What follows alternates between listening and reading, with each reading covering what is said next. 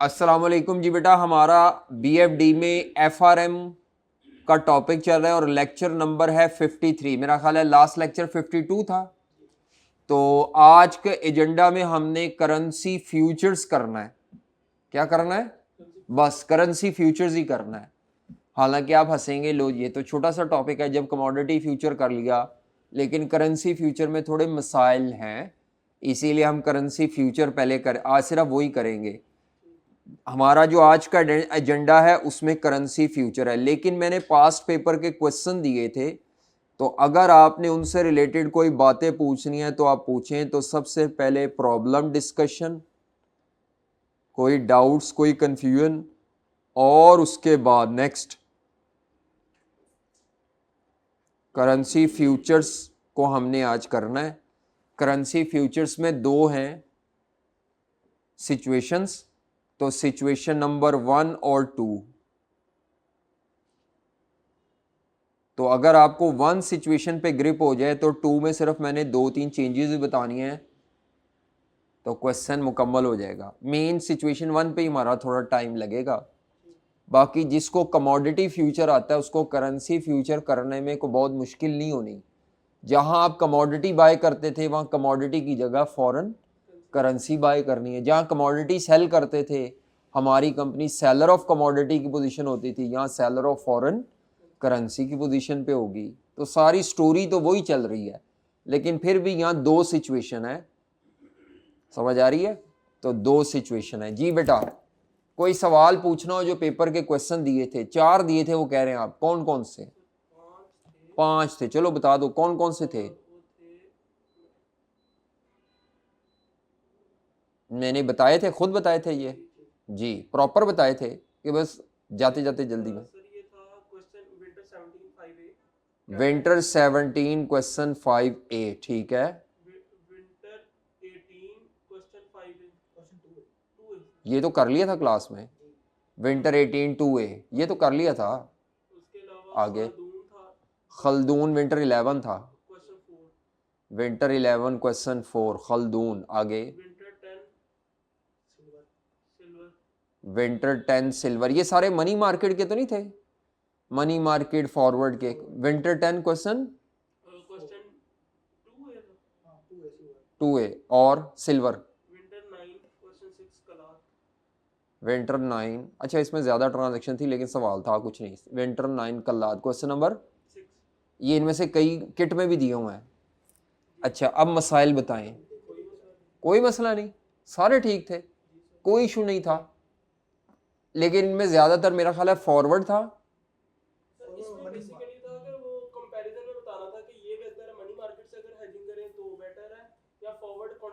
हाँ, ये बात मैं ऑनलाइन भी बता दूं। अगर आपको एक से ज्यादा मेथड से हैजिंग करवाने का कहे, मल्टीपल मेथड्स आ जाएं क्वेश्चन में, मल्टीपल मेथड्स, मसलन फॉरवर्ड कॉन्ट्रैक्ट से भी करो, मनी मार्केट से भी करो, फ्यूचर से भी करो, टोटल 4 मेथड आ सकते हैं आपको। कितने? 4। वो कौन से 4 हैं? करेंसी का फॉरवर्ड आ सकता है, करेंसी का फॉरवर्ड। उसके बाद एक है मनी मार्केट, एक करेंसी फ्यूचर्स है, और चौथा कल करेंगे करेंसी ऑप्शंस। यहां करेंसी का टॉपिक खत्म हो जाएगा कल। अगले 2 लेक्चर में मैं इसमें मैं अगली 3 क्लासों में इसको वाइंड अप कर दूंगा टॉपिक को विद प्रैक्टिस पास पेपर, ठीक है। बाकी फिर उसके बाद वो सोर्सेज ऑफ फाइनेंस और छोटा टॉपिक। तो ये भी कोशिश है कि एक्स्ट्रा रख के आपकी छुट्टी करा दी जाए, यानी ये वीक ख़त्म होगा जाके 3 नवंबर को। अगर हम सारे दिन ऑन करें, 3 या 4 संडे भी ऑन कर लें, तो 4 नवंबर या 5 नवंबर को मैं प्लान कर रहा हूँ कि ख़त्म करें ताकि आपके पास टाइम हो। बाकी फिर मैंने रिवीजन वाले लेक्चर जो पिछली दफ़ा कराए थे वही मैंने अपलोड कर दूंगा, आप वो करें। उसके अलावा जो मसले मसाइल होंगे पूछ लें। पहले मेरा आई कैप में प्लान करवाना था वो, लेकिन उसकी डेट ही गुजर गई रिवीजन का। और मुझे बेचारे कॉलेज वाले मांगते रहे सीवी दे दें, सीवी दे दें, मैं भूल ही गया। तो अब वो डेट गुजर गई है। वैसे मैं भेज दूंगा सीवी, शायद आई कैप सेलेक्ट कर ले तो फिर आई कैप में रिवीजन करवा देंगे जाके कंप्यूटर बेस्ड की, ना हुई तो फिर मजबूरी है, फिर अब कोई नहीं वो, हाँ वो मैं कोई नहीं, वो रिवाइज कर दूंगा और कंप्यूटर बेस पे ही करेंगे, जो कंप्यूटर पे ही करेंगे जो आप करेंगे उसमें। अच्छा, अगर मल्टीपल मेथड्स आ जाएं और आपका पेमेंट का क्वेश्चन हो, किसका क्वेश्चन हो, तो आपने तमाम मेथड से जो आंसर है वो लोकल करेंसी में निकालना है। तमाम मेथड से आपने आंसर किस में निकालना है, लोकल करेंसी में, कि बताओ जी पेमेंट लोकल करेंसी की टर्म्स में क्या बनती है। और इन तमाम मेथड में से आपने वो मेथड सेलेक्ट करना है जहां आपकी लोएस्ट पेमेंट बन रही है लोकल करेंसी की टर्म्स में।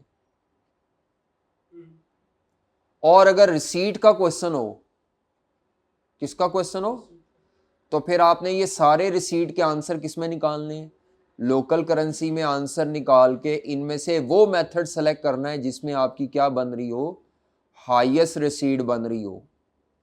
ये मुझे लास्ट लेक्चर में ही बता देना चाहिए था, लेकिन वो मेरे जहन में नहीं रहा। तो आप लोगों ने अगर मल्टीपल मेथड से किया है और उसने रिकमेंडेशन मांग लिया है, तो सारे मेथड का एक एक करके आंसर निकालें, पेमेंट में से लोएस्ट ऑफ और रिसीट में से highest of in terms of local currency, आपने वो मेथड रिकमेंड, तो आना ही पेपर में यही है, डिसीजन मेकिंग मांगनी है उसने कि इस मेथड से हैजिंग करें या इससे करें। तो आज हमने वैसे करेंसी फ्यूचर करना है, लेकिन वो कहते हैं इन पेपर्स में कोई प्रॉब्लम नहीं है, बस अगर आपको प्रोसीजर आता है, स्टेप्स का रट्टा है, तो आपने छापी जाना है। ये तो बहुत आसान सवाल है और विंटर 17 का कोई इतना पुराना सवाल नहीं है। अब आ जाए जनाब, आज हम जो करने जा रहे हैं that is currency futures. Currency futures,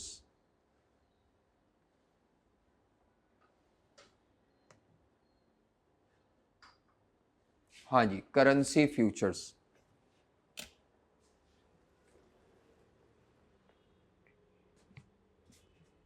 शुक्रिया।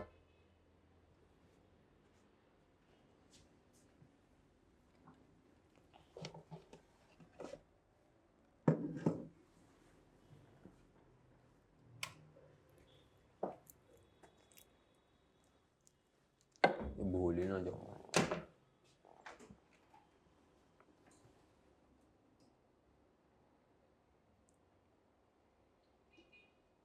करेंसी फ्यूचर्स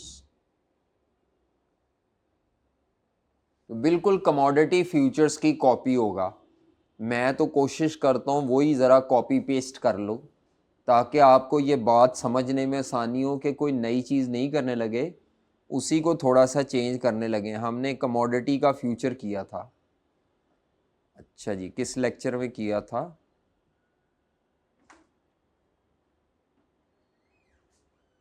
अच्छा ये एक जी लेक्चर 50 में,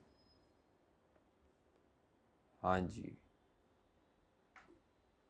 ओहो, तो सबसे पहले कोई डेफिनेशन की थी, हाँ जी, कमोडिटी फ्यूचर कॉन्ट्रैक्ट में क्या डेफिनेशन लिखी थी, futures contract is a standardized binding agreement to buy or sell any commodity at a future date or at lock price, lock future price, ठीक है।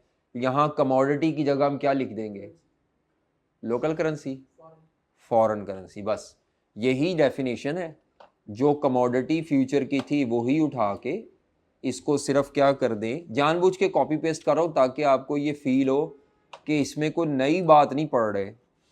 नो डाउट थोड़ा बहुत चेंज तो होगा, जहाँ जहाँ कमोडिटी थी वहाँ वहाँ कमोडिटी की जगह आ जाएगी फॉरेन करेंसी, और इसमें डायरेक्ट इनडायरेक्ट कोड का भी कहीं ना कहीं फड्डा पड़ेगा, लेकिन अभी नहीं।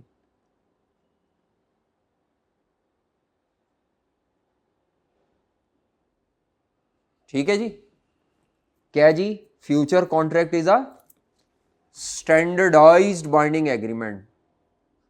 स्टैंडर्डाइज्ड की बात एक्सप्लेन की थी, फिर हमने इसकी कोई फीचर्स की थी, जो फीचर्स वहां की थी वही यहाँ कॉपी कर लेते हैं, दोबारा ज़रा रिवाइज भी कर लेते हैं। क्या फीचर्स पड़ी थी वहां पे, हाँ जी, हमने कहा था कि जो कमोडिटी फ्यूचर था वो लीडिंग कमोडिटीज़ में होता है, तो यहाँ लीडिंग कमोडिटीज़ की जगह क्या कह देंगे, लीडिंग फॉरेन करेंसी यानी जो फेमस फेमस है, डॉलर हो गया, यूरो हो गया, पाउंड हो गया, दुनिया की जो लीडिंग करेंसीज है, समझ आ रही है। सोमालिया की कोई इस तरह की ऐसी करेंसी जिसकी ना बहुत ज़्यादा बाइंग है, ना बहुत ज़्यादा सेलिंग है, ना इंपोर्ट्स है, ना एक्सपोर्ट है। वो यार इतना ज़्यादा फुल किया हुआ था, लो जी कमीज ही सारी मेरी पिज गई। चलो उन्होंने भी क्या फुल पा दो पानी। अच्छा जी, गुस्सा ही कढ़िया किसी ने, मेरे ख्याल है मेरे हाँ, और पानी भरने वाले मेरा ख्याल है गुस्सा ही कढ़िया है फुल, पीको पीक सी मैंने खोला ही है।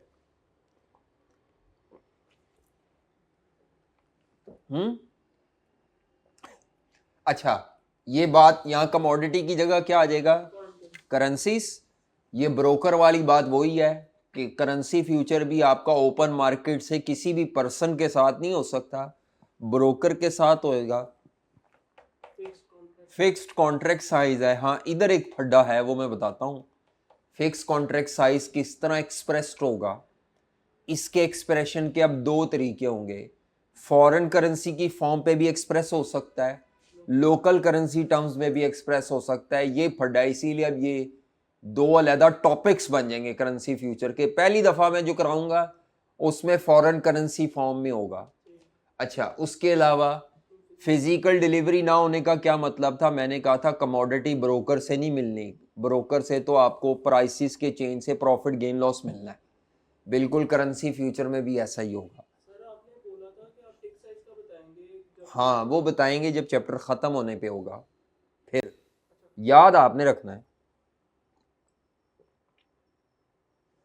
आज ही शायद बता दूं ताकि आपको ये, लोगों को बड़ी तशनगी होती है सर क्यों नहीं कराते टिक वाला, वो मैं सारे तरीके नहीं कराता लेकिन बता देता हूँ, वो मुश्किल नहीं है, बस ऐसे कान घुमा के पकड़ने वाली बात है।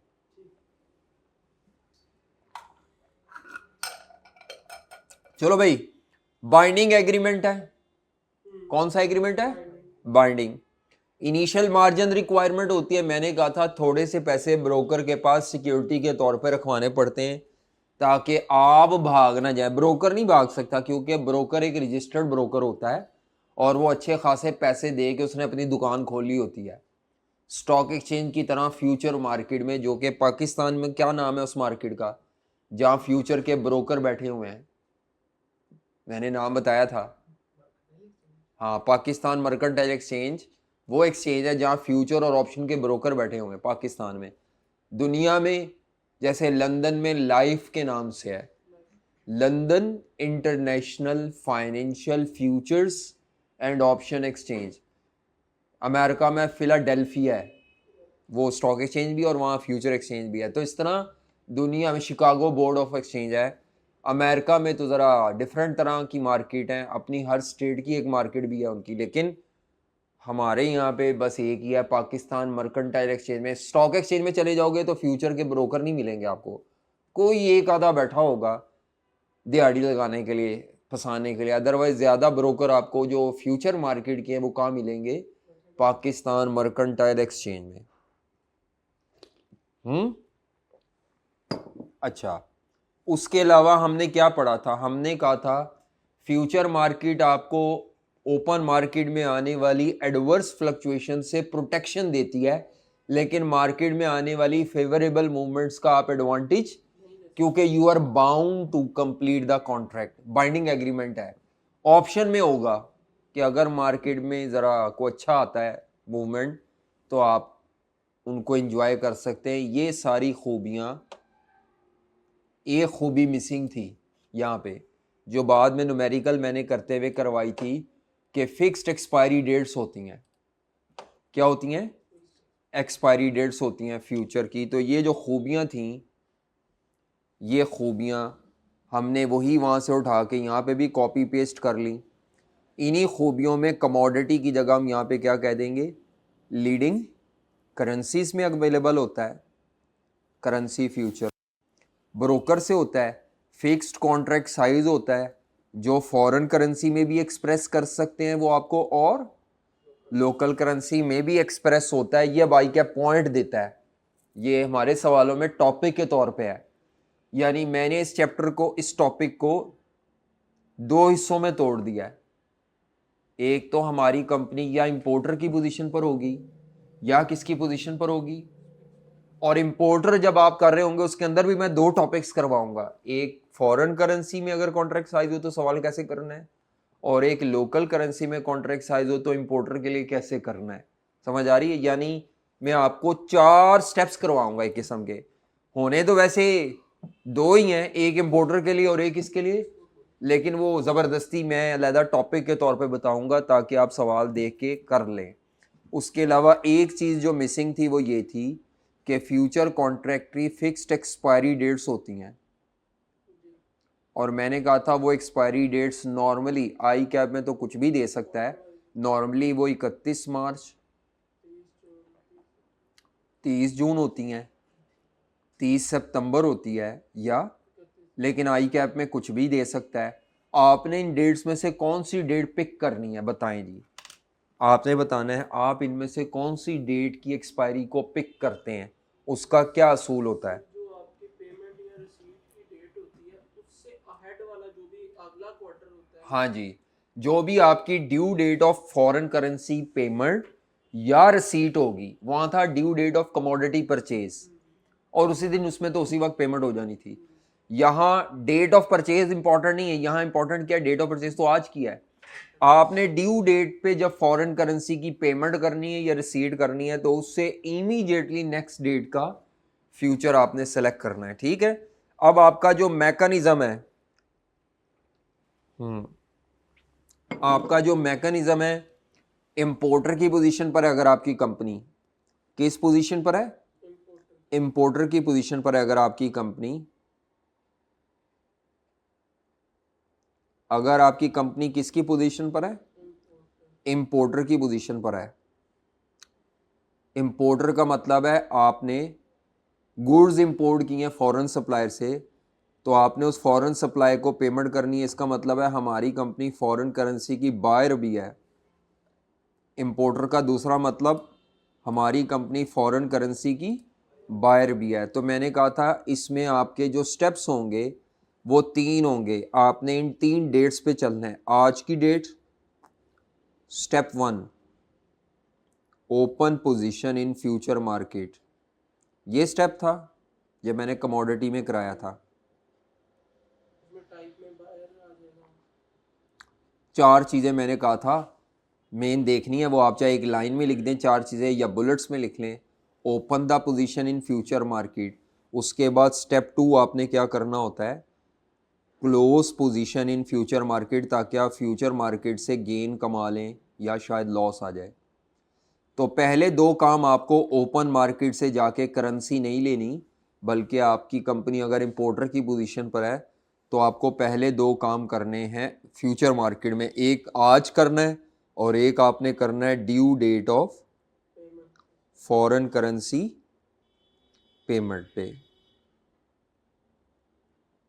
ये डेट्स आपने याद रखनी है। हाँ जी, सबसे पहले वहाँ पे क्या तय किया था हमने, टाइप ऑफ फ्यूचर, इधर भी टाइप आएगी जी। बताएं जी, हमारी कंपनी बायर की पोजीशन पर है सेलर की, हमारी कंपनी बायर की पोजीशन पर है। इंपोर्टर बायर ही होता है ना, तो इसका मतलब है हम पोजीशन ओपन करेंगे बाय फॉरेन करेंसी फ्यूचर से, करेंसी का नाम लिखना है, और क्लोज किससे करेंगे, सेल फॉरेन करेंसी फ्यूचर से। उसके बाद क्वेश्चन में से क्या देखनी है, अगर डाटा दिया हुआ है डेट्स वगैरह, तो 2-3 एक्सपायरी डेट्स दी हो तो आपने उनमें से कौन सी एक्सपायरी डेट सेलेक्ट करनी है, इमीडिएटली नेक्स्ट। बल्कि इधर पहले लिख लेता हूँ, एक्सपायरी डेट कौन से सिलेक्ट करनी है, ये जो हमारी ड्यू डेट ऑफ पेमेंट है इससे इमीडिएटली नेक्स्ट। ड्यू डेट लिख रहा हूँ, वो पूरा है ड्यू डेट ऑफ पेमेंट। तो इस डेट का क्या मकसद होता है, एक तो ये इसके साथ कनेक्टेड होती है, दूसरा इसी डेट के हिसाब से फ्यूचर की प्राइस सेलेक्ट की जाती है। तो जो एक्सपायरी डेट सेलेक्ट करेंगे, अगर 4 क्वेश्चन में एक्सपायरी डेट्स दी हैं तो 4 प्राइसेस दी होंगी। आपने चारों प्राइसेस नहीं उठानी, उन चारों में से वो प्राइस उठानी है जिस प्राइस की एक्सपायरी, जिस एक्सपायरी डेट को आप पिक कर रहे हैं। तो आपने फ्यूचर प्राइस यहाँ पे पिक करनी है। कैसे पिक करनी है, क्वेश्चन में गिवन होगी, लेकिन आपने उसको पिक करना है अकॉर्डिंग टू एक्सपायरी डेट जो आपने ऊपर सेलेक्ट किया है। अगर 4 एक्सपायरी डेट्स पे प्राइसेस दी हुई है ना, तो चारों में से जिस एक्सपायरी डेट को आपने पिक किया उसके सामने वाली प्राइस उठानी है। ऐसा हो सकता है कि मिसाल के तौर पर आपकी ये पेमेंट जो है वो मई में है, ड्यू डेट ऑफ पेमेंट क्या है, मई में है। क्वेश्चन में मार्च की फ्यूचर प्राइस भी दे दे, जून की फ्यूचर प्राइस भी दे दे, सितंबर की भी दे दे। तो जब आपकी पेमेंट अगर मई में है ना, तो फिर आपने जून एक्सपायरी वाले फ्यूचर की आज की प्राइस, ये जो प्राइस होगी ये आज की प्राइस है उस फ्यूचर की जिसने कब एक्सपायर होना है, जून में।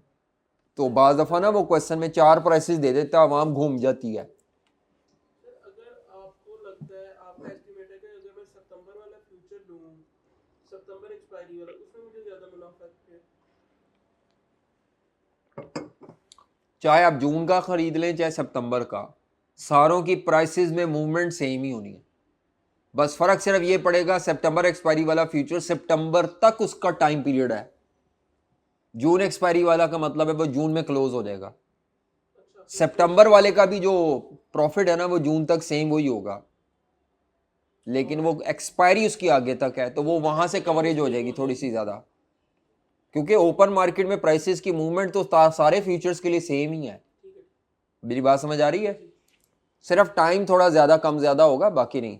अच्छा, ये जो फ्यूचर प्राइस होती है इसको मैं नाम दे देता हूं क्लोजिंग फ्यूचर प्राइस। ये कई दफा गिवन होगी, कमोडिटी में तो गिवन होती थी, यहां नहीं गिवन होगी, यहां आपको एस्टिमेट करनी पड़ सकती है बाय यूजिंग आउटस्टैंडिंग बेसिस। ये चीज नहीं है, ये कमोडिटी में नहीं थी, वहां पे भी आ सकती है, वहां पे भी सकती है, कहीं पे भी आ सकती है, लेकिन वहां मैंने दी थी पहली दफा क्योंकि मैं आपको बहुत ज्यादा पलंदे में डालना नहीं चाह रहा था। लेकिन आप फ्यूचर अपना पूरे फुल लेवल पे कराना है, क्योंकि आता ही पेपर में यही है। कमोडिटी तो बस कार्रवाई के लिए सिर्फ आपको एक दफा फ्यूचर से अवेयरनेस देना था, और जब ये आएगा तो ये वाली प्राइस नहीं दी होगी आई कैप ने, और इसके 2 नंबर होते हैं, और ये सबकी गलत होती है मोस्टली। क्लोजिंग फ्यूचर प्राइस सबकी गलत होती है, सबकी तकरीबन गलत होती है, निकलती नहीं लोगों से, पता नहीं क्या वजह। हालांकि है इसमें ऐसा है कुछ नहीं है, मैथ है, लेकिन लोगों को समझ नहीं आता, टाइमिंग में कंफ्यूज हो जाते हैं। आगे चलें, इसके बाद क्या निकालना था, चौथी चीज होती है यहाँ पे नंबर ऑफ फ्यूचर कॉन्ट्रैक्ट्स, और यहाँ पे भी वही सेम कॉपी पेस्ट हो जाते हैं। ये तो निकालने एक दफा निकालते हैं, दूसरी दफा तो हम ऊपर से सेम एक अमाउंट ऑफ कॉन्ट्रैक्ट। कॉपी कर लेते हैं। नंबर ऑफ कॉन्ट्रैक्ट्स हम कैसे निकालेंगे, वहां हम निकालते थे जितनी क्वांटिटी की गुड्स खरीदनी होती थी डिवाइड बाय कॉन्ट्रैक्ट। यहाँ हम लिखेंगे आपने $5 लाख की पेमेंट करनी है, कितने डॉलर की, 5 लाख वो आपसे कहेगा एक कॉन्ट्रैक्ट $50,000 का है, साइज ऑफ कॉन्ट्रैक्ट, यानी पेमेंट भी डॉलर में है, पेमेंट भी किस में, साइज भी डॉलर में, और कॉन्ट्रैक्ट साइज भी डॉलर यानी फॉरेन करेंसी में। मैं जो अभी ये करवा रहा हूं, याद रखना इस केस में मेरा जो कॉन्ट्रैक्ट साइज है ना वो किस करेंसी में है, फॉरेन करेंसी। हाँ। अगर लोकल में होगा ना वो सवाल थोड़ा सा अजीब हो जाता है, वो बच्चे घबरा जाते हैं कि ये कैसे करें, ऊपर तो फॉरेन करेंसी है, नीचे कॉन्ट्रैक्ट साइज लोकल में है, तो एक खिचड़ी सी पक जाती है। वो फिर मैं बताता हूँ वो कैसे होगा, अभी नहीं, अभी सिर्फ वही करेंगे जिसमें वो बाद में, मतलब आज ही करना है, लेकिन पहले ये एक सवाल करेंगे, फिर उसके बाद मैं बता दूंगा यार यहाँ चेंज आना है। तो नंबर ऑफ कॉन्ट्रैक्ट का फॉर्मूला क्या होगा, जितनी आपकी $5 लाख की पेमेंट है, फॉरेन करेंसी की पेमेंट डिवाइडेड बाय क्या कर देंगे, फॉरेन करेंसी का कॉन्ट्रैक्ट साइज। $5 लाख की पेमेंट है और एक कॉन्ट्रैक्ट $50,000 का है, तो लाइक विद लाइक करेंसी आ गई ना, तो कोई मसला नहीं, डिवाइड करो। कमोडिटी में भी ऐसे होता था, ऊपर 2 लाख टन हमने वीट खरीदनी, नीचे एक कॉन्ट्रैक्ट वो कहता था 10 टन का है, तो यूनिट ऑफ मेजरमेंट सेम होना चाहिए। तो आपने बोला तो 0.3 से नीचे आए, वो राउंड करनी है, आप पॉइंट्स में यहाँ पे भी राउंडिंग कर सकते हैं, 0.5 से नीचे हो तो 0.5 से नीचे पीछे की तरफ जाएंगे। राउंड डाउन, वही मैथ की। ठीक है, इसके बाद ये क्लोजिंग में एक एक्स्ट्रा स्टेप करना होता है, टोटल गेन लॉस। बताओ भाई कैसे निकालते थे वहां पे, टोटल गेन लॉस होता है, याद हो किसी को, आके वैसे वहां देख भी लेते हैं, वहाँ कैसे निकालते थे टोटल गेन लॉस, ये तो हमने स्टोरी फिट की थी, ये किया था। हाँ, क्या फॉर्मूला होता है टोटल गेन लॉस का? सेल फ्यूचर की प्राइस माइनस बाय फ्यूचर की price into number of contract into, contract size. बिल्कुल यही फॉर्मूला है। बस यहाँ कॉन्ट्रैक्ट साइज के साथ कुछ नहीं लिखा था, वहां फॉरेन करेंसी में लिखा होगा। जवाब लोकल करेंसी में आने हैं, जो भी जवाब आने हैं वो किस में आने? जब भी कॉन्ट्रैक्ट साइज। तो ये क्या फॉर्मूला होगा? इधर भी ऐसे ही है, सेल फ्यूचर की प्राइस और फ्यूचर की प्राइस एक्सचेंज रेट की शक्ल में दी होगी, रुपीस पर डॉलर। हाँ, जैसे एक्सचेंज रेट होता है स्पॉट रेट की तरह होता है ना, वैसे फ्यूचर पर सेल फ्यूचर की प्राइस माइनस बाय फ्यूचर की प्राइस, वो सेल की वाली ये वाली होगी, बाय वाली ऊपर की होगी।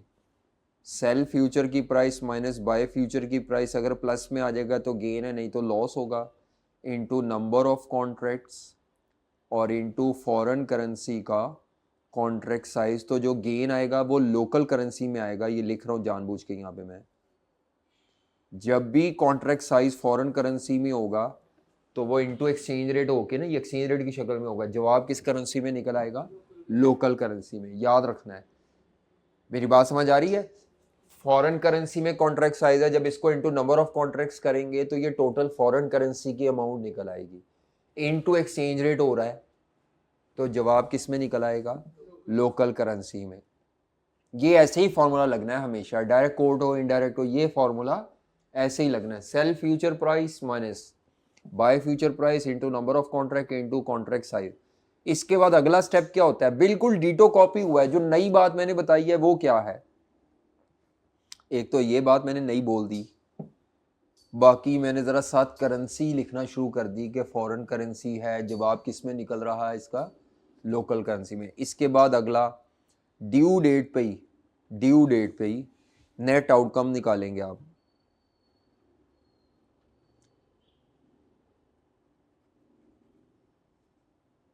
Net cash outcome.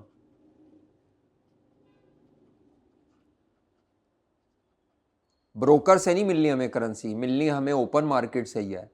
तो फिर हम क्या करेंगे? फॉरेन सप्लायर को पे करने के लिए जो ओपन मार्केट से फॉरेन करेंसी बाय करनी है वो स्पॉट रेट पे करेंगे उस दिन के, इस दिन के ड्यू डेट वाले spot rate of due date पे बाय करेंगे। तो ये हमारी पॉकेट से पैसे जा रहे होंगे, ये कॉस्ट है हमारी। फ्यूचर मार्केट का जो गेन लॉस है, गेन लेस हो जाएगा इसमें से, और लॉस जो है वो भी एक कॉस्ट है, वो ऐड हो जाएगा। तो ये आपकी total payment in local currency आ जाएगी।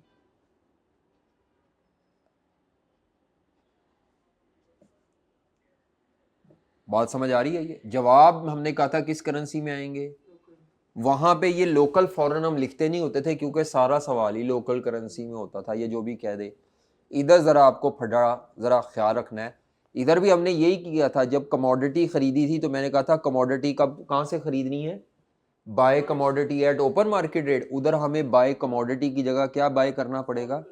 हाँ, buy foreign currency at open market spot rate of due date.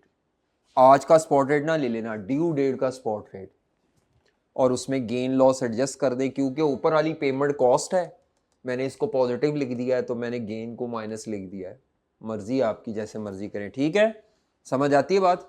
कर लोगे कि नहीं कर लोगे? ये आपका क्या निकल आया? वो सारा स्टेप्स थे, लेकिन मैंने आपको जो सेंस दी थी आपको याद होगा। मैंने कहा था फ्यूचर मार्केट के पीछे जो कॉन्सेप्ट है ना वो ये होता है, ओपन मार्केट में जितना भी नुकसान हो रहा होता है वो नुकसान आपको फ्यूचर मार्केट के गेन से क्या हो रहा होता है? कवर अप हो रहा होता है। फ्यूचर मार्केट में अगर गेन आएगा तो ओपन मार्केट सॉरी हाँ, ओपन मार्केट में अगर गेन आएगा तो फ्यूचर मार्केट में क्या आता है? लॉस। फ्यूचर ओपन मार्केट में अगर लॉस आता है तो वो फ्यूचर मार्केट में गेन आता है। यानी ये दोनों मार्केट एक दूसरे का ऑपोजिट चल के एक दूसरे से कंपनसेट करती हैं। असल में फ्यूचर मार्केट को हमने इस्तेमाल किया है to compensate the loss of open market, या मैनेज करने के लिए। इसीलिए फिर आपको क्या करना पड़ता है, एक स्टेप एक्स्ट्रा यहाँ पे और मांग लेता है कई दफ़ा, और वो स्टेप कहे तो करना पड़ता है, उसको कहते हैं हेज एफिशिएंसी। क्या कहते हैं उसको? अगर वो मांगे तो निकालना होता है। ये क्या होती है हेज एफिशिएंसी? अगर हेजिंग ना होती और है तो उसमें कितना फर्क आ रहा है? मिसाल दे रहा हूँ समझाने के लिए। हेज एफिशिएंसी का मतलब क्या है? हम लॉस का कितने परसेंट पोर्शन दूसरी मार्केट के गेन से कवर कर पा रहे हैं, ये हेज एफिशिएंसी है। Loss of one market covered from the gain of other market. क्या मेरी बात समझ आ रही है? मिसाल के तौर पर मैं आपसे कहता हूं ओपन मार्केट में आज डॉलर 280 रुपए का है पर डॉलर, मिसाल दे रहा हूं आज। और फ्यूचर मार्केट, चलो मैं ये लिखता हूं, ओपन मार्केट में डॉलर हो जाता है 320 रुपए का। जी बस खत्म करें। ओपन मार्केट में डॉलर कितने का हो जाता है? इसका मतलब है डॉलर महंगा होने का मतलब आपको पर डॉलर 40 रुपए का नुकसान हो रहा है, महंगा हो रहा है ना। अब ये नुकसान आपने यहाँ पे गेन से कवर करना है। मिसाल के तौर पर मैं समझाने के लिए बताता हूँ कि आप 40 रुपए पर डॉलर ही यहाँ से गेन कमाते हैं। वैसे हमने टोटल में निकालना होता है गेन, मैं वैसे बता रहा हूँ। इसका मतलब है आपने अपने इस लॉस का 100% ही कवर कर लिया वहां से। अगर मिसाल के तौर पर ये 30 रुपए गेन आए, ऐसे हो सकता है 30 रुपए गेन आए, तो इसका मतलब है आपने अपने लॉस में से तकरीबन 75% रिकवर किया है। फ्यूचर में 75% रिकवर किया है ना। तो हेज एफिशिएंसी का मतलब समझ आ गया है? एक मार्केट का लॉस दूसरे मार्केट के गेन से कितने परसेंट, जरूरी नहीं है इधर लॉस हो, लॉस उधर हो सकता है, इधर गेन हो सकता है। एक मार्केट का लॉस दूसरे मार्केट के गेन से up to what extent recover हुआ है, उसको बोलते हैं हेज एफिशिएंसी। अगर 100% लॉस रिकवर हो जाए तो उसको बोलते हैं परफेक्ट हेजिंग। क्या बोलते हैं उसको? आके फिर बाकी बात करते हैं, नमाज पढ़ें। अच्छा जी, नमाज से पहले हम ये बात कर रहे थे हेज एफिशिएंसी क्या होती है, कि एक मार्केट का लॉस दूसरी मार्केट के गेन से कितने परसेंट कवर हुआ। तो इसका फॉर्मूला ये बनता है, अगर मांगे तो आपने निकालना है, गेन को ऊपर रखेंगे जिस मार्केट से गेन आया है, डिवाइडेड बाय जिस मार्केट में लॉस है उसको नीचे रख के इनटू 100। तो ये हेज एफिशिएंसी आ जाएगी। अगर ये 100% से कम आ जाए तो उसको बोलते हैं इम्परफेक्ट हेजिंग। अगर 100% या उससे ज्यादा आ जाए, 100% से ज्यादा भी आ जाता है कई दफा, तो वो तो आप समझ लें जितना आप लॉस कवर करना चाह रहे थे उससे ज्यादा आपकी पार्टी होगी। ठीक है, तो हो सकता है कि 100% से ऊपर आ जाए। अच्छा, उसके बाद ये मैंने इन्हें एग्जाम्पल दी थी, एग्जाम्पल 9 करने के लिए। इसमें हेज एफिशिएंसी मांगी नहीं, लेकिन चलो आल्सो कंप्यूट हेज एफिशिएंसी भी करेंगे। आल्सो कंप्यूट हेज एफिशिएंसी, ठीक है, इधर नोट्स में भी लिख लेते हैं, also compute hedge efficiency. Example 9। अच्छा जी, क्या कहता है?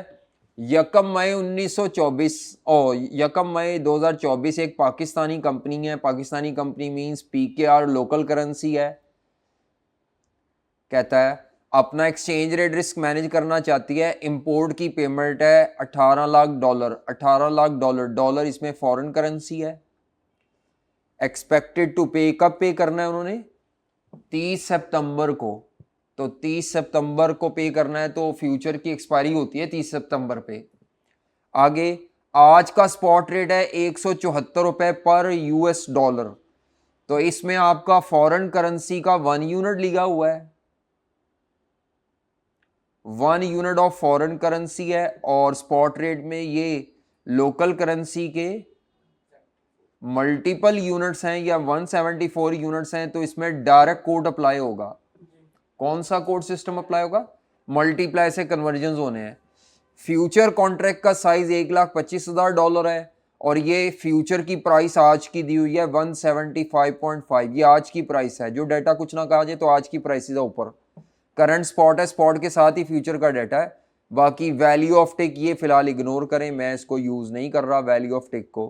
कहता है नेट आउटकम निकाले अगर स्पॉट रेट और फ्यूचर प्राइस जब 30 सितंबर की डेट आए, ड्यू डेट आए, तो ये स्पॉट रेट दिया हुआ है, फ्यूचर की प्राइस दिया है। आल्सो कहता है कंप्यूट करो हेज एफिशिएंसी भी करनी है। चलो ठीक है, तो इसका मतलब है अगर मैं अपनी नॉर्मल स्टेप्स पे चलूं, पहली बात है हमारी कंपनी इंपोर्टर है एक्सपोर्टर है?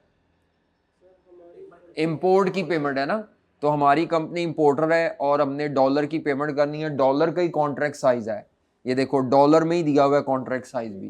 तो ठीक है, सिंपल है। अब आपने आज की डेट पे हैज कंस्ट्रक्शन शुरू करनी है। आज की डेट क्या थी? 1 मई 2024, ये डेट हाईलाइट कर लें। तो इसमें स्टेप नंबर 1 होगा ओपन पोजीशन इन फ्यूचर्स मार्केट। तो बस मैं सारी इंग्लिश नहीं लिख रहा, इतना सा लिख रहा हूँ। उसके बाद अगला स्टेप आपका होगा ड्यू डेट पे, जो कि 30 सितंबर है, और ये फ्यूचर की भी एक्सपायरी डेट होती है ये 30 सितंबर। एक क्वार्टर एंड। हाँ, तो स्टेप 2 क्लोज पोजीशन। लें जी, आज सबसे पहले हम पोजीशन ओपन करेंगे। तो पोजीशन ओपन हो गया, मैं वो पॉइंट्स में लिख रहा हूँ जी। किससे? बाय डॉलर फ्यूचर से पोजीशन ओपन होगी, टाइप शाइप का नाम नहीं लिख रहा। और क्लोज किससे होगी? सेल डॉलर फ्यूचर कॉन्ट्रैक्ट से। उसके बाद एक्सपायरी डेट कौन सी लेनी है? 30 सितंबर की हमारी पेमेंट की ड्यू डेट है, तो 30 सितंबर एक्सपायरी का फ्यूचर होता है।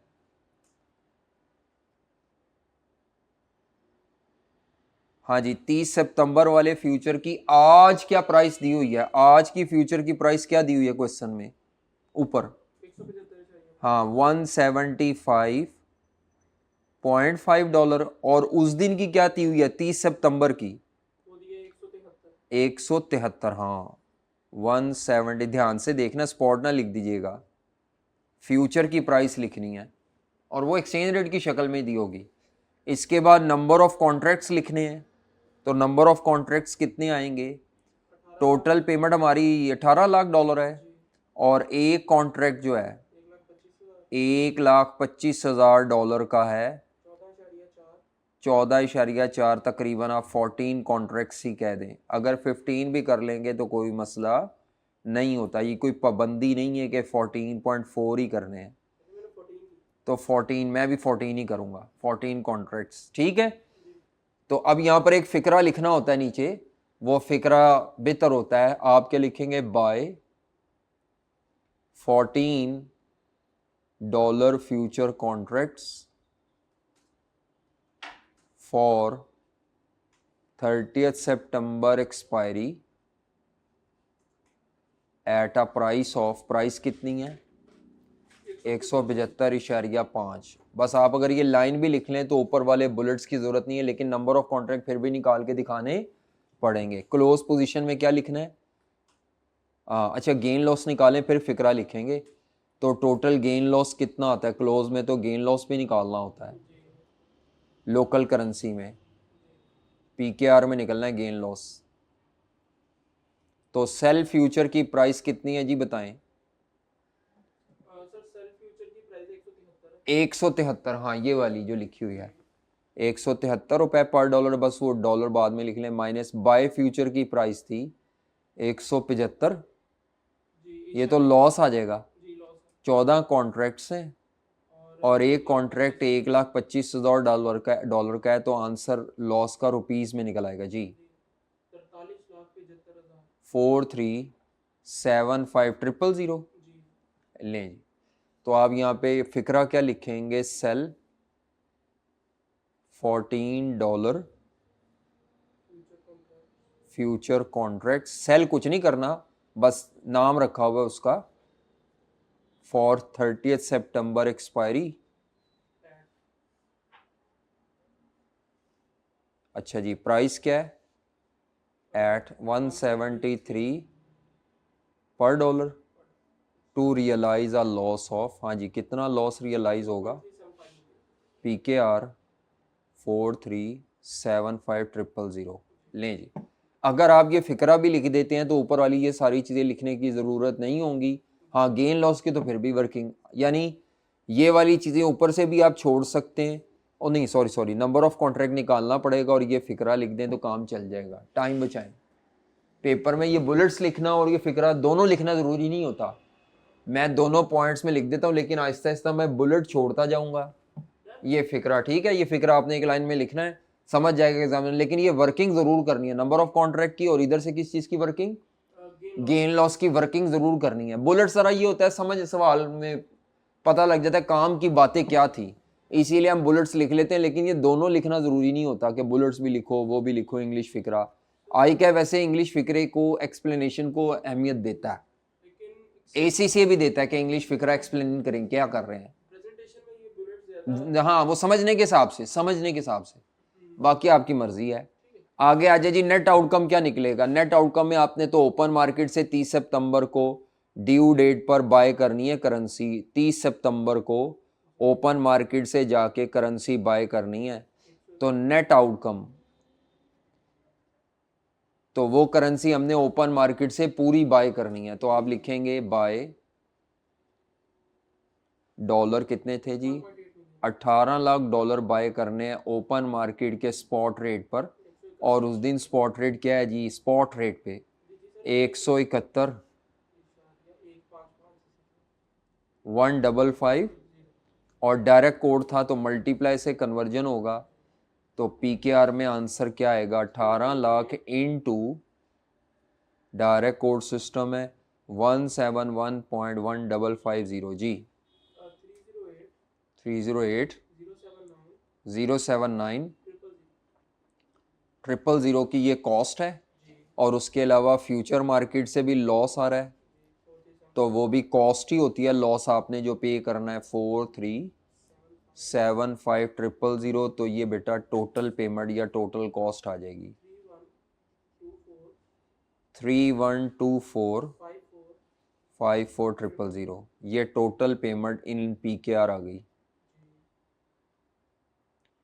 अगर वो आपसे कह दे इफेक्टिव एक्सचेंज रेट निकालो, ये अब एक्स्ट्रा रिक्वायरमेंट्स ऐसे ही तंग करने के लिए, इफेक्टिव एक्सचेंज रेट निकालो, तो वो कैसे निकलेगा अगर मांग लेता। इफेक्टिव एक्सचेंज रेट कैसे आता है कि ये जो आंसर आता है इसको क्वेश्चन की फिगर पे डिवाइड करो, तो हमारा रुपीस पर डॉलर का रेट निकालना है, ये रुपीस वाले आंसर को ऊपर रख लें, और डॉलर का जो सवाल था 18 लाख उस पर डिवाइड करें, तो हमारा आंसर आ जाएगा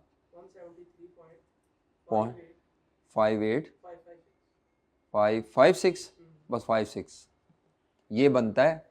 आज का वैसे जो हमारा स्पॉट था वो 174 था, तो ये तो 174 से भी कम पड़ा, आज के रेट से भी कम पड़ा आपको तो तकरीबन, ठीक है। तो ठीक है, कई दफ़ा ये आज के रेट के बिल्कुल बराबर होगा, कई दफ़ा ये आज के रेट से थोड़ा सा क्या होगा, ज़्यादा हो सकता है। मेरी बात समझ आ रही है आपको।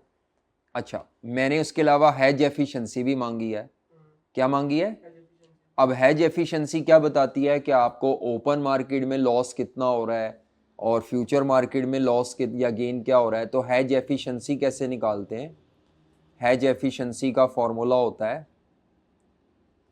उसमें लॉस हमेशा नीचे रखना है डिनोमिनेटर में, तो लॉस को नीचे रखना है और ऊपर क्या रखना है, गेन। हमारा लॉस किस मार्केट में निकला था, हमारा लॉस निकला था, हाँ, लॉस इन फ्यूचर मार्केट था, और ओपन मार्केट में फिर गेन निकला होगा। आई कैप के सवालों का कोई दीन ईमान नहीं है, उनमें दोनों मार्केट में गेन भी निकल आता है, तो उस सवाल को मैं जस्टिफाई नहीं कर सकता, वो सवाल की कंस्ट्रक्शन का फॉल्ट है। सर इन्होंने जो उसमें फॉर्मूला शीट में दिया उन्होंने लिखा है फ्यूचर ओवर स्पॉट मार्केट। क्या चीज़? उन्होंने एज्यूम किया फ्यूचर मार्केट में हमेशा गेन ही निकलेगा। नहीं, उन्होंने लिखा gain or loss in future, futures over gain or loss. वही ना, उसका मतलब यही है ना कि ऊपर अगर गेन आता है तो नीचे लॉस आएगा, दोनों नहीं है। ये असल में ऐसे होता है, फ्यूचर मार्केट का गेन है तो ऊपर ओपन मार्केट का या स्पॉट मार्केट का, नीचे लॉस हो तो वो आ जाता है ऊपर, ये फॉर्मूला होता है दूसरा।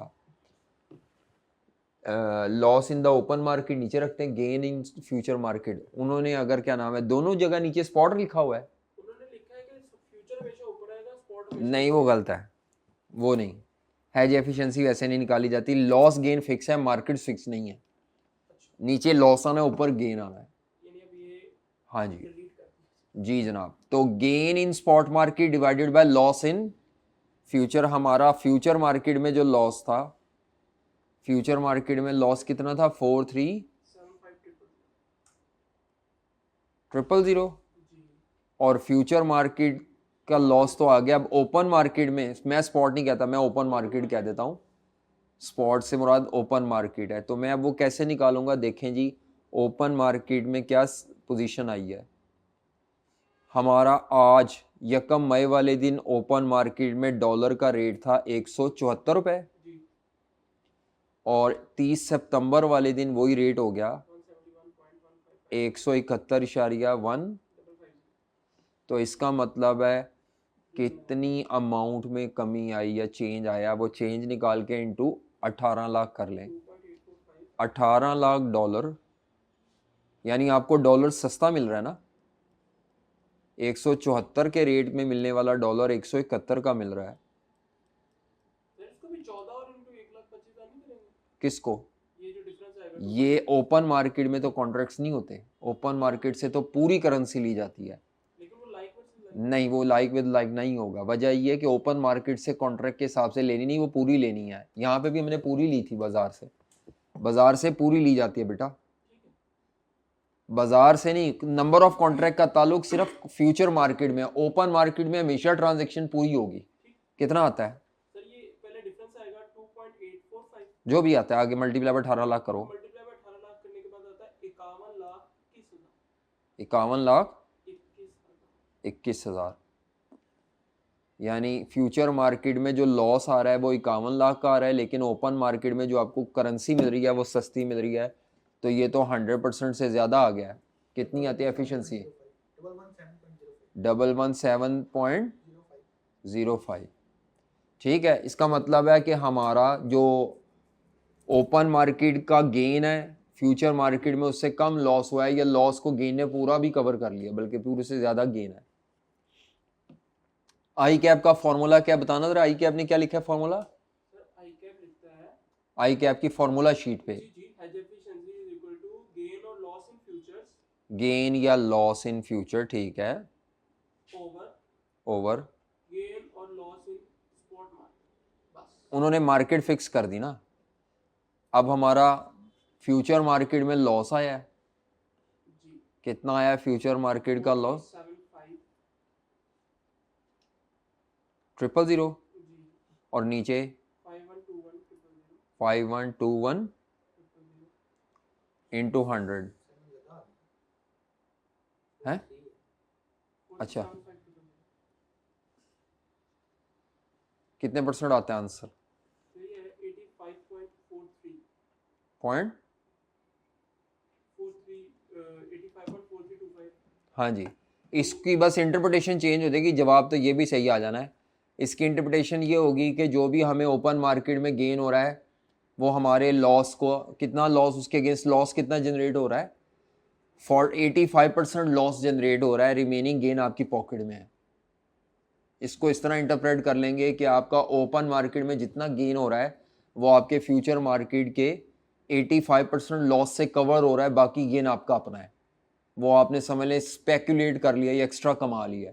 इधर ये यहाँ पे ये है कि आपका फ्यूचर मार्केट का जो लॉस है उससे ज़्यादा गेन आपको हो गया। बात वही आ जानी है, बस ये है कि परसेंटेज की इंटरप्रिटेशन थोड़ी सी क्या है, डिफरेंट है। आपकी मर्जी अब है वही, हाँ आपकी मर्जी है आप जो करना चाहते हैं।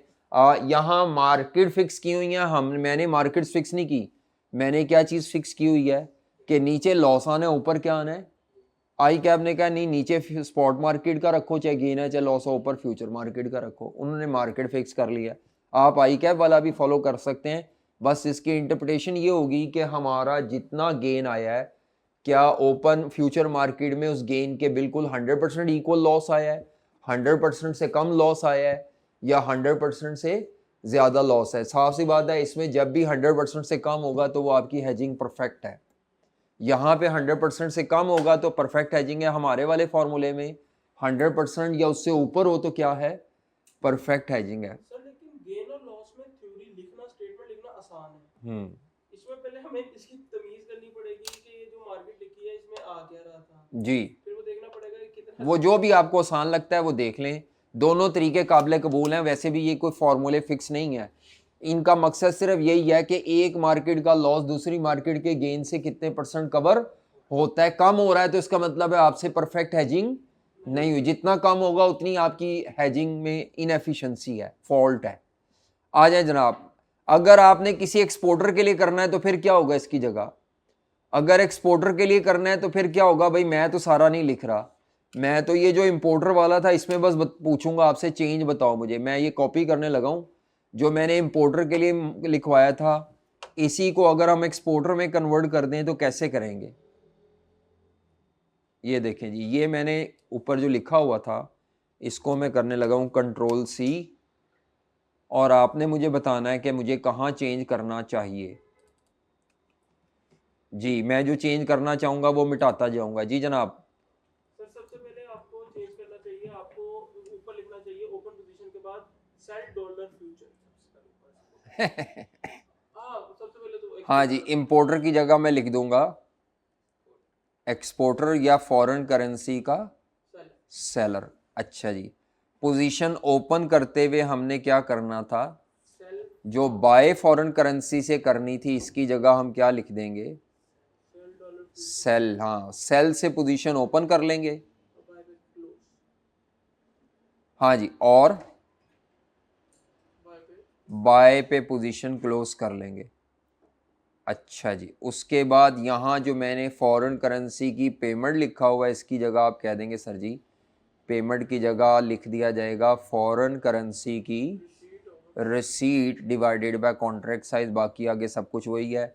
ड्यू डेट ऑफ पेमेंट की जगह यहाँ पे लिख दिया जाएगा due date of foreign currency receipt.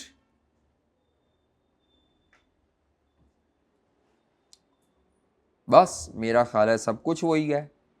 नीचे नेट आउटकम में जब आएंगे, नेट आउटकम में भी और ऊपर भी गेन और लॉस में गेन हो जाएगा लॉस की जगह। वो तो अभी फॉर्मूला लिख रहे हैं ना हम, फॉर्मूले में तो जो भी आएगा मुझे नहीं पता, अभी रकमें तो नहीं ना पता। हाँ जी, due date of foreign currency payment की जगह आ जाएगी फॉरेन करेंसी रिसीट, और नेट आउटकम में यहाँ पे वर्डिंग चेंज हो जाएगी, बल्कि मैं मिटा ही देता हूँ सारी। हाँ जी, यहाँ पे हम क्या करेंगे, हाँ नेट आउटकम में सारा दोबारा लिख लेता हूँ। जो हमने फॉरेन करेंसी ओपन मार्केट से बाय करनी थी, अब कस्टमर से आई हुई फॉरेन करेंसी को हम ओपन मार्केट में क्या करेंगे, सेल करेंगे स्पॉट रेट पे।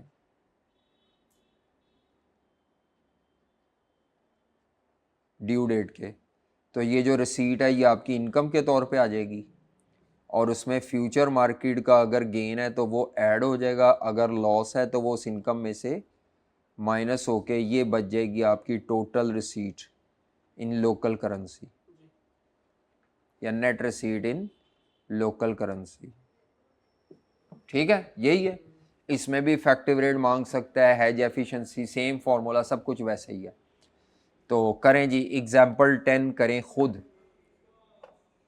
वो तो मेरा ख्याल है जो 9 थी ना उसी की कॉपी 10 है, एग्जाम्पल 10, लेकिन थोड़ी बहुत शायद रकमें चेंज हैं, या रकमें भी शायद सेम हो, पता कोई नहीं। देखें जी, एग्जाम्पल 10 करें जनाब। हैज एफिशिएंसी वगैरह नहीं मांगी हुई, बस पेमेंट शेमेंट मांगी है। तो करें जनाब, खुद आपने करना है। मेरा ख्याल है सारा डेटा ही शायद वो रखा हुआ है, बस सिर्फ पेमेंट की जगह उसने रिसीट कह दिया है, और रिसीट की अमाउंट चेंज कर दिया है। पहले 18 लाख थी, अब क्या कर दिया है 16 लाख। चलो इतना हक तो है, और डेट्स चेंज कर दी हैं, इतना तो हक है मेरा ख्याल है, लेकिन प्राइसेस सेम है। करें जी, ये खुद करें, मैंने नहीं करना, आपने करना है। अच्छा जी, मैंने तो नहीं ये करवाना, बस इसका आंसर मैं आपको बता देता हूँ जी। आपने खुद करना था तो भाई इसमें एक्सपायरी डेट क्या लेंगे पहले मुझे बताएं। हैं जी, एक्सपायरी डेट क्या लेंगे, जुलाई उसने कहा हुआ है, लेकिन जुलाई का फ्यूचर नहीं होता।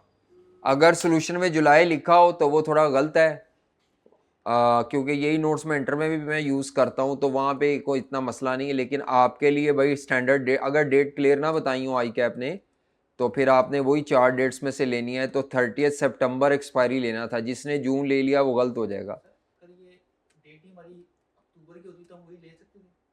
कौन सी अक्टूबर, क्वेश्चन में तो दिसंबर लेते थे। हाँ फिर जी, आपने 4 स्टैंडर्ड डेट्स में से कोई एक लेनी है, अगर आई कैप ने खुद ना बताई हो तो। 30 सितंबर होता फिर तो आपने वही डेट लेनी थी, क्योंकि 30 सितंबर एक्सपायरी का फ्यूचर मौजूद होता है, 31 जुलाई का फ्यूचर नहीं होता, इसीलिए फिर आपको अपकमिंग डेट लेनी पड़ेगी विच इज 30 सितंबर। ठीक है, तो प्राइस क्या लेंगे, वो ये 175.5, यहां पर मेरा ख्याल है गेन निकल आएगा 4062500 का। गेन कितना आता है 4062500, फाइनल आंसर आ रहा है 277910500। ये नेट आउटकम क्या आ रहा है, नेट आउटकम का फाइनल आंसर 277910500। ठीक है, हैज एफिशिएंसी वगैरह कुछ नहीं मांगी हुई। तो ये एग्जाम्पल 10 थी। एक एग्जाम्पल मैंने आपको सप्लायर की करवा दी यानी इंपोर्टर के तौर पे, दूसरी मैंने क्या करवा दी। अब आपको आ जाए जरा, अगर आपको ये क्लोजिंग फ्यूचर प्राइस जो मैंने दी हुई है ये ना दी हो तो इसको कैसे फाइंड आउट करते हैं। तो ये लिखें जी एस्टिमेशन, ये बड़ी इंपॉर्टेंट बात है और इसको लिखें प्रॉपर, बैठना नहीं। Estimation of closing future price, अगर आपको ये ना दी हो तो इसको एस्टिमेट कैसे करते हैं, और ये नहीं दी होगी पेपर में, ये तो मैंने आपको आसान रखने के लिए दे दी है। Estimation of closing future price,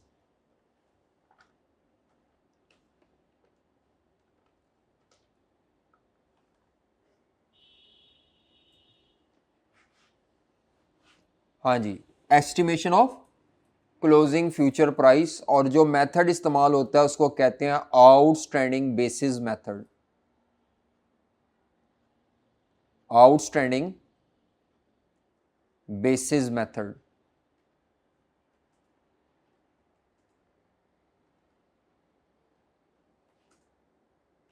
तो सबसे पहले बेसिस किसे कहते हैं, सबसे पहले ये पता होना चाहिए बेसिस किसे कहते हैं।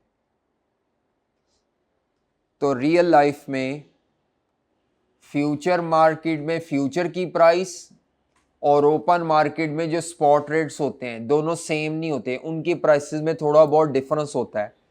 तो बेसिस किसे कहते हैं या बेसिस रिस्क किसे कहते हैं, difference between future price and spot rate.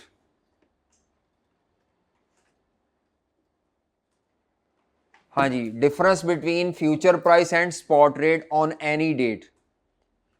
किसी भी दिन जो फ्यूचर प्राइस में और स्पॉट रेट में फर्क होगा उसको बेसिस कहेंगे। जैसे ये मैंने ऊपर एग्जांपल आपको करवाई थी, ये जरा देखिएगा, चेक कीजिएगा, यहां पे स्पॉट रेट था 174 का और फ्यूचर प्राइस कितनी थी 175.5, तो तकरीबन ₹1.50 का डिफरेंस है। क्यों है, उसकी वजह यह है कि दोनों मार्केट की अपनी डिमांड सप्लाई की फोर्सेस है। दूसरा, ये जो फ्यूचर की प्राइस है ये ओपन मार्केट में स्पॉट रेट में क्या फ्लक्चुएशन आनी है उनको एक्सपेक्ट करके एस्टिमेट की जाती है, तो ये एस्टिमेटेड होती है। और ये एस्टिमेशन डिपेंड किस पे करती है, स्पॉट रेट पे। ठीक है, और ये एस्टिमेशन आपकी थोड़ी बहुत एरर हो सकती है इसमें। तो बेटा फ्यूचर की प्राइस और स्पॉट रेट में अगर कोई फर्क नहीं है तो no basis, no basis risk. और अगर फ्यूचर की प्राइस और स्पॉट में फर्क है तो वो बेसिस एग्जिस्ट कर रहा है और नॉर्मली करता है, क्योंकि सब लोग फ्यूचर मार्केट में रिस्क मैनेजमेंट के लिए नहीं घुस रहे। कुछ सट्टेबाज भी होते हैं जो फ्यूचर मार्केट में गेन कमाने की नीयत से एंटर हो रहे हैं, उन्होंने ओरिजिनल ओपन मार्केट से करेंसी नहीं लेनी। क्या मेरी बात समझ आ रही है। तो उसकी डिमांड सप्लाई की फोर्सेज है उसकी अपनी। अच्छा, अब ये जो बेसिस है इसकी मूवमेंट क्या होती है, तो अगला पॉइंट लिखे मूवमेंट ऑफ बेसिस। ये बेसिस किस तरह मूव करते हैं,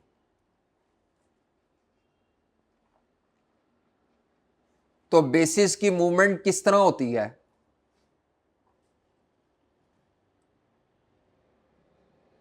तो याद रखें ये जो डिफरेंस है जैसे जैसे फ्यूचर की एक्सपायरी डेट आती जाती है, एक्सपायरी डेट करीब होती जाती है, तो एक्सपायरी डेट वाले दिन बेसिस जीरो होते हैं। ये जो बेसिस की मूवमेंट है या ये जो गैप है या डिफरेंस है, ये आहिस्ता आहिस्ता अमोर्टाइज होता रहता है। क्या होता रहता है? खत्म होता रहता है। तो बेसिस में मूवमेंट क्या है, आप ये लिख लें, बेसिस या ये जो गैप है या डिफरेंस जो है between future price and spot rate diminishes as expiry date of future approaches। जैसे जैसे एक्सपायरी डेट आती है तो ये डिमिनिश होके एक्सपायरी डेट पर जीरो हो जाता है। क्या हो जाता है? क्योंकि जितनी एक्सपायरी डेट करीब आएगी आपकी एस्टिमेशन उतनी एक्यूरेट होती जाएगी कि स्पॉट क्या होगा। ठीक है, तो समझाने के लिए मैं बना रहा हूं, वैसे ये इस तरह बिल्कुल नहीं होता। मिसाल के तौर पर ये एक्सपायरी डेट है 30 सितंबर। क्या है? तो ये मैं ये किस्म का ट्रेंड शो कर रहा हूं, ये हमारी स्पॉट रेट है, ये उसकी मूवमेंट है, और ये फ्यूचर प्राइस की मूवमेंट है। मेरी बात समझ आ रही है? जिस डायरेक्शन में वो जा रहा है तकरीबन उसी डायरेक्शन में वो जा रहा है, लेकिन ये जो डिफरेंस है आप देख रहे हैं इनके दरमियान जो ये गैप है, यहां पे गैप बहुत ज्यादा है, ये बेसिस इधर ज्यादा है, और इधर जो गैप है कंपैरेटिवली क्या हुआ है। ये डायग्राम समझाने के लिए बनाया है, ऐसी नहीं होती डायग्राम, वो तो फ्लक्चुएशन बहुत ज्यादा होती हैं। मैं सिर्फ आपको ये बताना चाह रहा हूं कि फ्यूचर की एक्सपायरी डेट अगर आपकी 30 सितंबर है तो 30 सितंबर वाले दिन ये जो डिफरेंस है, जो बेसिस हैं वो जीरो हैं। अब आई कैप कुछ भी कह सकता है, आई कैप क्या नहीं जी, ये बेसिस मेंटेन रहेंगे, ये डिफरेंस क्या रहेगा, मेंटेन रहेगा। तो ठीक है, जर्नल एजम्पशन ये है कि जो difference between the future price and spot rate है वो आहिस्ता आहिस्ता कम होता रहता है। जितना डिफरेंस यहां पे मिसाल के तौर पर अगर ये डेट 1 मई है तो 1 मई वाले दिन जितना डिफरेंस होगा, 30 सितंबर अगर एक्सपायरी है तो उस डेट को ये बेसिस सेम नहीं होंगे। इनमें जो डिफरेंस है ये आहिस्ता आहिस्ता डिमिनिश होगा, और डिमिनिश होते होते होते होता है हाँ जीरो हो जाएगा। बल्कि ये मैंने यहाँ से थोड़ा सा ट्रेंड गलत बना दिया है, यहाँ मेरा ख्याल है यहाँ फिर ज़्यादा हो गए नज़र आ रहे हैं थोड़ा। वो मैंने तो अपनी तरफ से वो बनाने की कोशिश की है, लेकिन वो बनेगा नहीं ऐसा इतना, क्योंकि मैं कौन सी परफेक्ट लाइंस और ये वो बना रहा हूँ। क्या मेरी बात समझ आ रही है? असल में आपने ये डेट को देखना है और ये वाली डेट को देखना है कि आपके जो बेसिस हैं वो क्या हो रहे हैं, डिमिनिश हो रहे हैं। अब कई बच्चे पूछते हैं कि सर ये फ्यूचर की प्राइस हमेशा नीचे ही होगी? नहीं, ज़रूरी नहीं है। ये डायग्राम इस तरह भी शो की जा सकती थी कि स्पॉट रेट है और ऊपर से फ्यूचर की प्राइस आके ये हो जाती, यानी ये स्पॉट होता और ऊपर क्या था, कोई फर्क नहीं पड़ता। ये डिपेंड करेगा, अगर फ्यूचर की प्राइस स्पॉट से आज ज्यादा है ना तो वो ज्यादा ही रहेगी, लेकिन गैप कम होता जाएगा। अगर आज फ्यूचर प्राइस कम है तो वो कम ही रहेगी, लेकिन यानी नीचे ही रहेगी, ऊपर नहीं चली जाएगी उससे। लेकिन आहिस्ता आहिस्ता इसमें जो गैप है, बेसिस है, वो क्या होते जाएंगे, कम होते जाएंगे। क्या मैं अपनी बात समझा पा रहा हूं? अब मसला कहां बनना है, आई कैप आपको क्या दे देगा, आई कैप आपको स्पॉट रेट तो दे देगा, फ्यूचर प्राइस नहीं देगा। तो आपने क्या करना है, अगर मैं आपको इस दिन का स्पॉट रेट दे दूं, इस तारीख का स्पॉट रेट दे दूं, और आपसे कहूं मुझे इस तारीख की क्या बता दो, फ्यूचर प्राइस बता दो, तो आप कहेंगे सर जी स्पॉट रेट में ये जितने बेसिस का डिफरेंस है ना, अनएमोर्टाइज्ड बेसिस जो हैं, अनएमोर्टाइज्ड, क्योंकि जब तक ये डेट नहीं जीरो नहीं हुए तो जीरो होने से पहले पहले अनएमोर्टाइज्ड बेसिस, इसमें क्या कर ले, एडजस्ट कर ले, ऐड कर ले या माइनस कर ले, जो भी करना है। क्या मैं अपनी बात समझा पा रहा हूं? तो अब ये जरा देखें, अब ये कैसे करना है, हमने लिखना नहीं, पहले ये स्ट्रक्चर देख लें। एक्सेल पे आपने ऐसे ही करना है। मिसाल के तौर पर आज डेट है 1 मई, आज आपका जो फ्यूचर की प्राइस है और जो आज का आपका ओपन मार्केट का स्पॉट रेट है। अब लो लेना है कि हाई लेना है? डेफिनेटली डायरेक्ट कोड सिस्टम है, पेमेंट में हाई लेंगे, indirect direct code system receipt है तो लो लेंगे, या आपने वैसे ही हाई या लो में से कोई एक लेना, रेलेवेंट वाला। फ्यूचर प्राइस एक ही होती है। मिसाल के तौर पर यहाँ फ्यूचर की प्राइस जो है और ये स्पॉट रेट है, मिसाल के तौर पर जो स्पॉट रेट है वो 280 रुपये पर डॉलर है। क्या है जी? 280 रुपये पर डॉलर। अच्छा जी, ये है मिसाल के तौर पर 290 रुपये पर डॉलर। कुछ भी हो सकता है, कम भी हो सकता है, 270 भी कह सकता हूँ, जो देगा आई कैप। ये आज 1 मई वाले दिन की प्राइस है, तो इन दोनों का डिफरेंस निकाल लें। ये आपका डिफरेंस क्या कहलाएगा? ये बेसिस है। कितना डिफरेंस आता है? 10 का डिफरेंस है, 10 रुपए का। मिसाल के तौर पर मैं कहता हूं जी, आपकी जो फ्यूचर की एक्सपायरी डेट है वो 30 सितंबर है,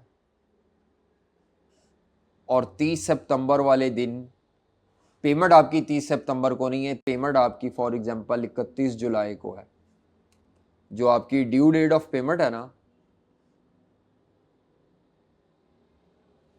वो मैंने जानबूझ के 30 सितंबर नहीं रखी। अगर 30 सितंबर रखूंगा फिर तो ये दोनों प्राइसेस सेम होंगी, क्योंकि इस डेट पे जो बेसिस हैं वो क्या होंगे? 0। तो ये प्राइसेस दोनों क्या होंगी? एक बता दूं, दूसरी आप मुझे कहेंगे सर जी सेम ही लेनी है। मसला यहाँ नहीं है, मसला कहाँ पे आता है कि वो एक्सपायरी डेट तो सितंबर बताता है, लेकिन जो आपकी ड्यू डेट ऑफ पेमेंट है वो क्या है?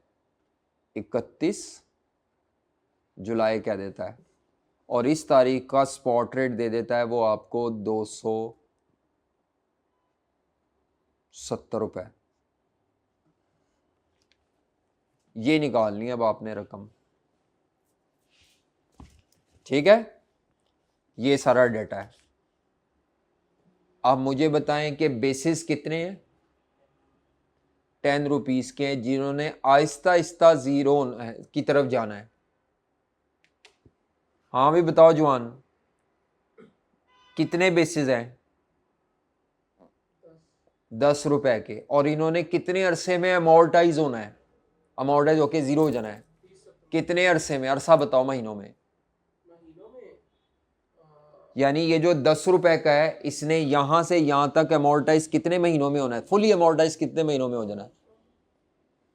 हाँ, मेरा ख्याल है 5 माह। इसका मतलब है कि 10 रुपए के बेसिस हैं, जितने भी होंगे 10 रुपए के बेसिस हैं, जिन्होंने टोटल आज से लेकर एक्सपायरी तक 5 माह में एमोर्टाइज या डेप्रिशिएट हो जाना है। तो पर मंथ की डेप्रिसिएशन कितनी होगी? 2 की। सर ये हमने किया तो था एक क्लास पहले। नहीं, मुझे नहीं पता ये किया कि नहीं किया, हमने नहीं किया ये। सर हमने ये वो नहीं, वो उसमें किया था आपने इंटरपोलेशन ऑफ फॉरवर्ड, ये वो नहीं है। स्टोरी तकरीबन वैसी बन रही है लेकिन वो नहीं है। रेट 184 है। हाँ, वो और था, वो फॉरवर्ड के इंटरपोलेशन थे। जी जनाब, वो पता लग गया है। 10 रुपए के बेसिस हैं जो कितने महीनों में जीरो हो जाएंगे? 5 माह में। तो इसका मतलब है 1 माह में 2 रुपए से डेप्रिशिएट होंगे।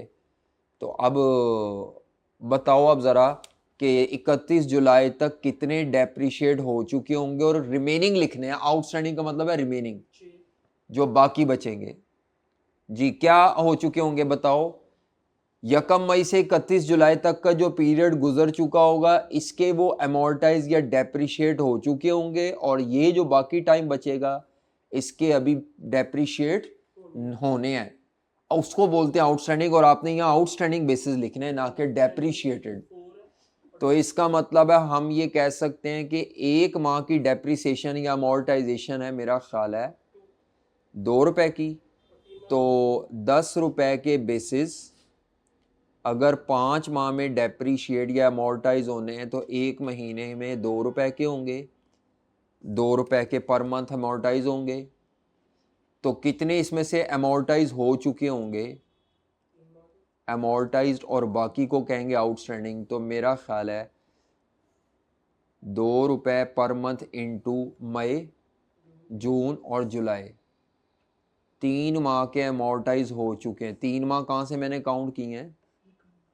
1 मई से 31 जुलाई तक, और कितने माह के अभी भी अनएमोर्टाइज्ड हैं? अनएमोर्टाइज्ड हैं 2 रुपए इंटू अगस्त और सितंबर, 2 माह के।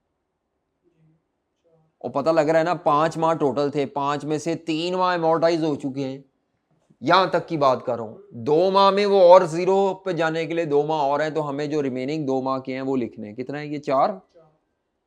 तो ये 4 इधर शिफ्ट होगा आउटस्टैंडिंग में, 4 रुपए। आउटस्टैंडिंग बेसिस का मतलब होता है जितने बकाया हैं जो एमोर्टाइज हो गए वो ना लिख देना, यही बच्चे गलती करते हैं, 6 लिख देते हैं। 6 तो डेप्रीशिएटेड है, ये ऑलरेडी एमोर्टाइज हो चुके होंगे इस तारीख तक। समझ आ रही? इसका मतलब है मई के महीने में 2 रुपए से एमोर्टाइज हो गए, जून में 2 रुपए से एमोर्टाइज हो गए, जुलाई में 2 रुपए से एमोर्टाइज हो गए, तो 6 रुपए के तो एमोर्टाइज हो गए हैं, तो इसमें से 6 रुपए माइनस कर लो, तो बाकी 4 ही बचते हैं। पता लग रहा है ये 4 कहां से आया है? 6 रुपए के। अब ऊपर क्या आएगा? 274 आएगा कि 264 66 आएगा? हाँ, अब आपने ये ऊपर वाली रकम कैसे निकालनी है? प्लस माइनस नहीं देखना, देखना ये है क्या वहां जो फ्यूचर की प्राइस थी वो स्पॉट से ऊपर फिगर थी, तो यहां पे भी इसको ऊपर ही रखने देना है। यानी फ्यूचर की प्राइस हायर देन स्पॉट थी, तो इधर भी वही रिलेशन कैरी ऑन होना चाहिए। तो इसीलिए आपकी फ्यूचर की क्लोजिंग फ्यूचर प्राइस कितनी निकलेगी? 270 जमा ये 4 रुपए के आउटस्टैंडिंग बेसिस 274 रुपए। ये एस्टिमेट है। अगर कहीं पे वो 280 से कम होती ना रकम, फिर मैंने पता क्या करना था? 270 में से 4 माइनस करके ऊपर लिखना था। क्या मेरी बात आप समझ आती नहीं? आज की डेट पे 1 मई पे अगर हमारी फ्यूचर की प्राइस स्पॉट से बड़ी है तो ये भी बड़ी होनी चाहिए। नहीं बात समझ आ रही? ये आपको क्वेश्चन में गिवन था, ये गिवन था, ये गिवन था, ये आपने क्या किया? कैलकुलेट किया, और ये बैलेंसिंग फिगर थी। क्या मेरी बात समझ आ रही है आपको?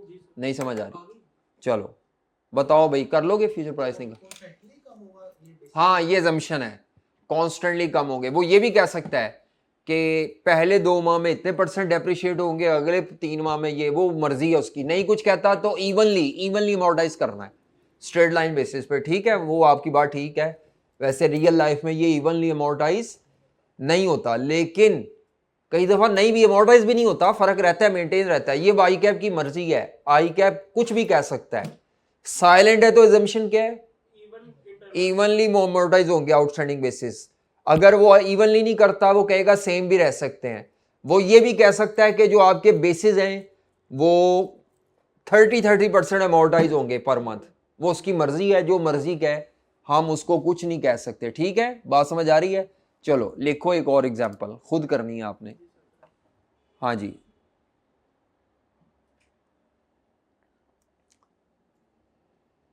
ये एग्जाम्पल किताब में ऐसे नहीं दी हुई, किताब में तो है ही नहीं एस्टिमेशन की, वो तो डायरेक्ट सवाल पे आ जाते हैं, ना किताब में ना किट में, वो तो डायरेक्ट सवालों पे आते हैं। वो तो मैं ये वर्क, और ये वर्किंग होती है 2 नंबर की होती है, आपकी मर्जी, आप इसको जितना शॉर्ट कर ले। मैं तो इतना लंबा पलंदा बना के करा रहा हूँ, कई बच्चे बड़ी सिंपल तरीके से कर लेते हैं। वो कहते हैं ये डेट की तो ज़रूरत ही नहीं थी। मैंने कहा हाँ वाकई ये रेफरेंस के लिए लिखी हुई है, असल में तो वो डेट और ये डेट इंपॉर्टेंट है। जी जनाब, आज की डेट जो है वो 1 फरवरी है, तो 1 फरवरी वाले दिन की जो आपकी है डेटा, उसमें स्पॉट रेट जो है वो है 185 पर यूरो, और फ्यूचर प्राइस जो है 165 पर यूरो। ठीक है, 165 पर यूरो। ये आज की डेट है। आपकी जो ड्यू डेट ऑफ पेमेंट है, ड्यू डेट ऑफ पेमेंट या रिसीट जो है वो 31 अक्टूबर है। कौन सी है? उस दिन का स्पॉट रेट है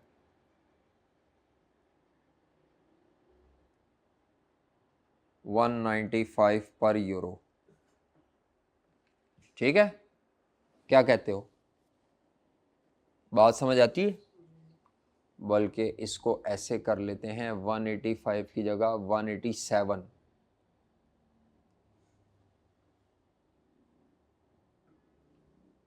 जी 187। अब क्या नाम है, एक्सपायरी आपने खुद सेलेक्ट करनी है, बस ये डेटा है। रिक्वायरमेंट क्या है, estimate closing future price if estimate closing future price if outstanding basis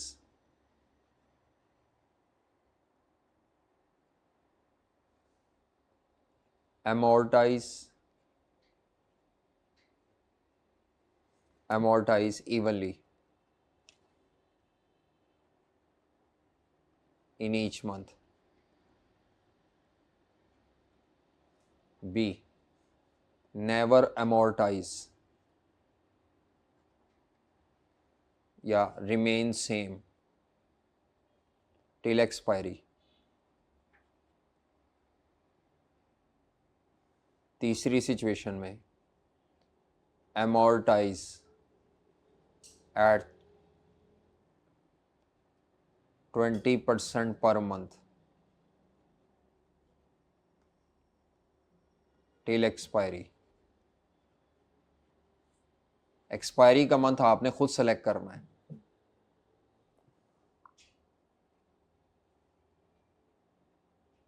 amortize 20% in first 4 months and remain same in remaining months. जो मर्जी वो कह दे, कुछ ना कहे तो इवनली amortize, ये पहली एजम्पशन चलेगी। करो भाई, निकालो ये ज़रा, फ्यूचर की प्राइस निकालनी है।